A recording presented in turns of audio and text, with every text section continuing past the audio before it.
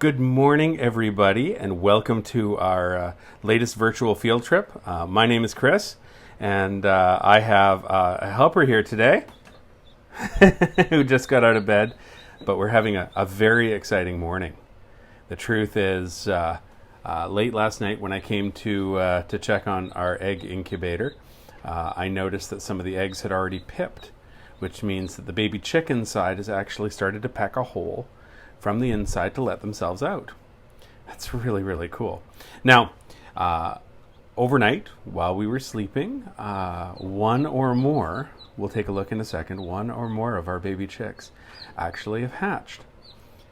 You might just barely be able to hear them. I actually am wearing a mic, which I usually wear under my clothes, but today I'm going to be using this mic so that you can hear their cheeping, which is pretty exciting. So, everyone's joining the live stream right now. Good morning, everybody. Again, my name's Chris. I run the grist mill in Karamias. And next to me, I have my wonderful wingman, my very distracted son. This is Eon. He's 7 years old and full of craziness. Oh, excellent. Hello from Princeton. Good morning, Sophie, and family, potentially. So yes, late last week, we did a video on looking at the eggs and how eggs develop, and we candled some eggs, and you could actually see movement inside at the time. If you want to go back and look for them, I think it was day 7 or day 8 of these videos.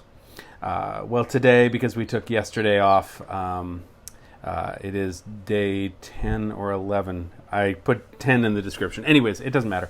Whatever day it is, we have baby chicks, and it's ridiculously exciting.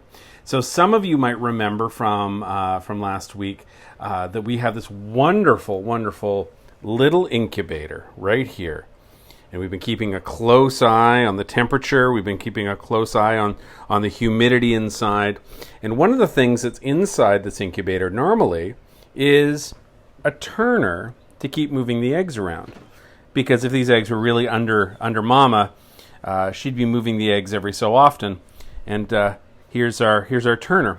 Now the thing is, once these eggs start to hatch, or once they get close, we need to take the turner out because they need to be able to do their job all on their own. Those little tiny chicks inside the egg have to figure out which way is up so that they can start pecking at their shell to get out. So we took this out. We very carefully moved the eggs just flat into the incubator, and they're doing very well. Now again, we'll take a little look. Yeah, the temperature's looking pretty good. Once they all hatch, we'll actually turn the temperature down. Now this young little man is taking a sneak peek, and maybe, just maybe, you can hear them. Now should I show you guys already? Should I give you a little? Oh, maybe I shouldn't. Maybe I should. Should I tease you guys? No, let's not do that. Let's go straight in and take a look at our chicks. So this is going to be awkward because I kind of need 2 hands to open the incubator. So what I'll do is I'll put it back on me for a second. Hello and good morning. And I'm actually going to put this down right here. Dad?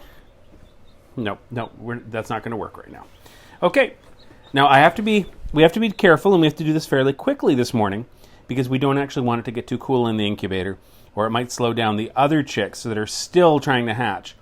Of the 12 eggs that we put in there 3 weeks ago, 2 of them had to be taken out because they weren't developing, and there's all sorts of reasons for that. It just happens sometimes.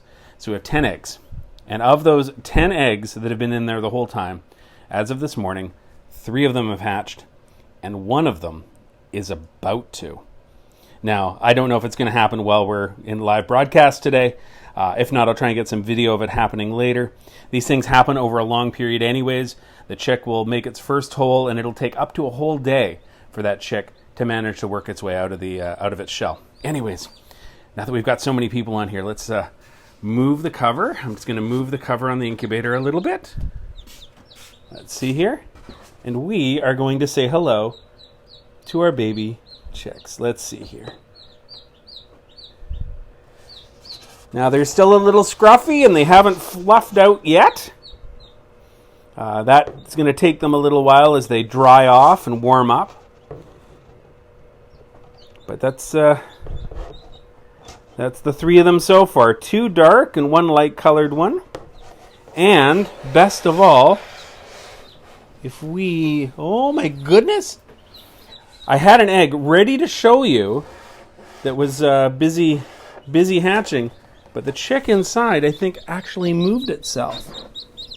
Moved its egg, so it can't see the spot where the holes are. But anyways, this guy's doing really well. Standing up already. This guy's not quite standing yet. And you're taking a little rest, because it's really hard to get out of that shell, isn't it? Yeah, exactly. Yeah, cheep, cheep, cheep, cheep, cheep. Now what I'm going to do is I'm just going to balance the lid here so that I don't have to hold it. Okay. I'm going to take off my microphone and we're going to do an interview. How about this? So good morning, chicks. How are you today?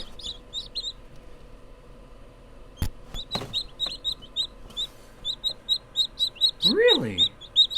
What was it like being in those shells for the last 21 days? Fascinating. Do you have anything else you'd like to say? Cheep, cheep, cheep. Yeah. Anything else you'd like to say, little ones? Lots of things, of course.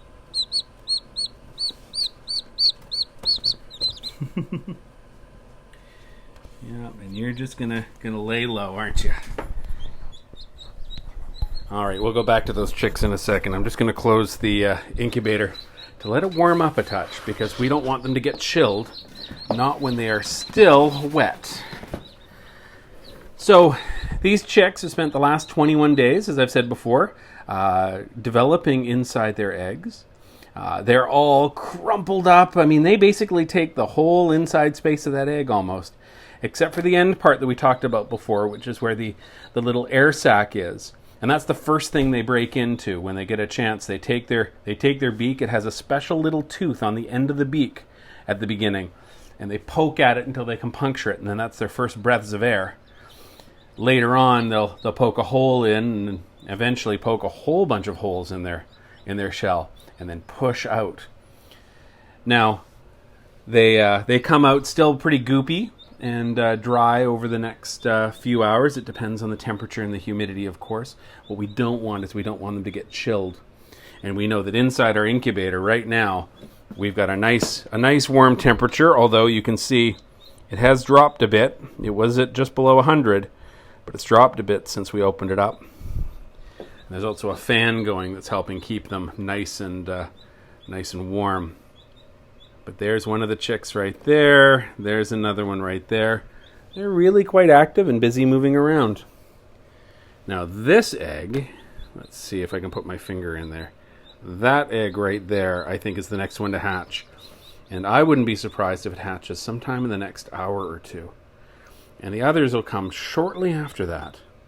The truth is, once a couple of them hatch, the sounds and the movement and everything are really great encouragement for the rest to see what the hubbub is and what's going on. And so they'll all work their way out of their shells. And then we'll have them all. Now, it is possible that a few of them may take as much as a couple of extra days. But nature kind of plans for this. Even though these cute little chicks look pretty defenseless and all that, they're actually built pretty sturdy. They have enough food and moisture inside their bodies to go for up to 3 days before they need to be fed and watered and moved into something else. So they've got the time. They can just chill out, experience this brand new world. Yeah. Now I'm going to open this back up again for a second, because I want to take a little bit of a closer look at one of their shells that they've come out of. So let me turn this around again. Put you back down here, just to keep you in one spot. There you go. There's my ceiling light. And maybe we'll say hello one more time as well. So here.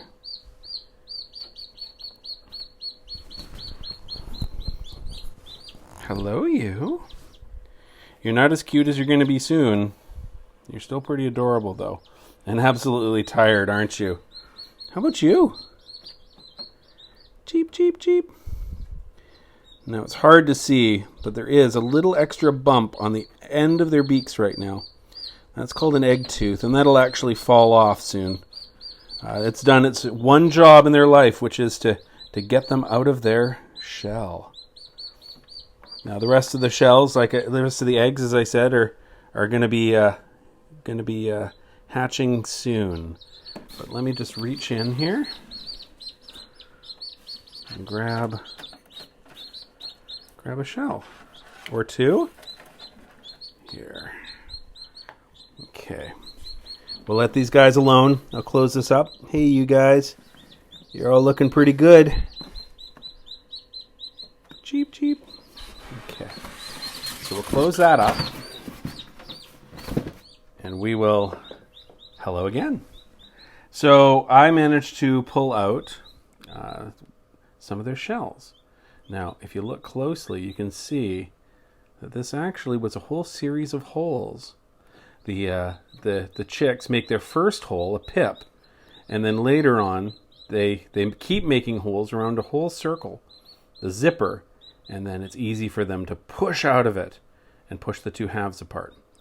Now inside there's lots of little random goopy bits. I mean, this is not an egg you'd eat at the store, because it actually had a chick grow inside. You can see a little bit of the blood vessels in there. You can see, maybe a little bit of extra yolk or membrane right there. But everybody looks pretty happy and healthy so far. I've got another one here too. Same sort of thing. You can see where all the holes were made. And there's the inside. And it amazes me. It absolutely amazes me that, the white and the yolk on the inside of this egg is everything you need to make one of those little chicks. That you don't need to add anything else beyond that. They have everything they need to make themselves. And yet, I'll tell you, a scrambled egg takes absolutely nothing like chicken now, does it? And there's the top of the egg. And one of the things that I want to show you about this, actually, let me hold it a different way. Right here. So you can see the membrane there that was on the inside of the egg, and you'll notice that it's away from the shell. That's where the air sac was that they were breathing. They had to poke a hole in it first and breathe out of that little air sac at first, and then made bigger hole and started their process of breaking out of the shell.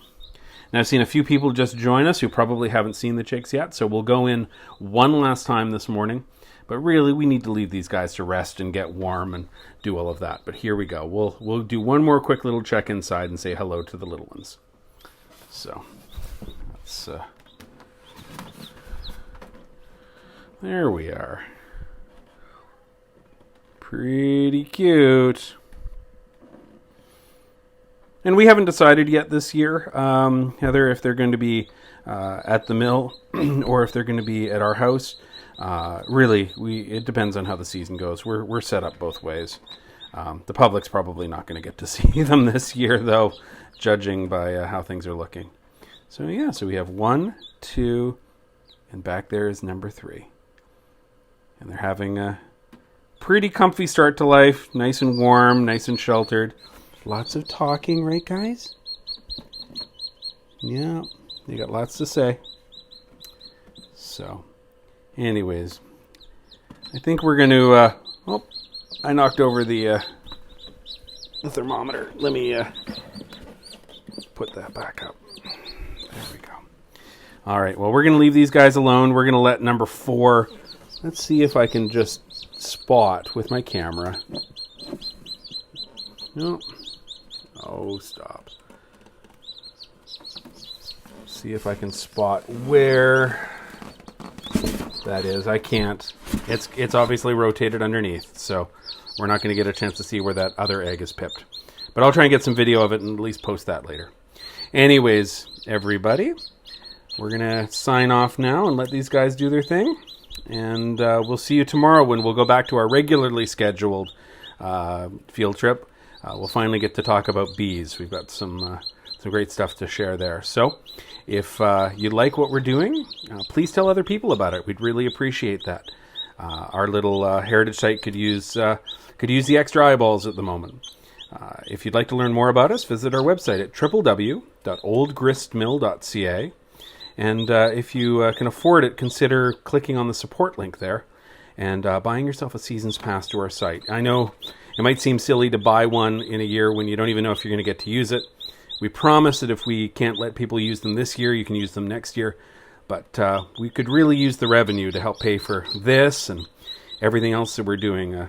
All of our usual ways of making money are kind of gone at the moment in terms of restaurant meals and tours and all of those sorts of things. So anything you can do to help support us would be most appreciated.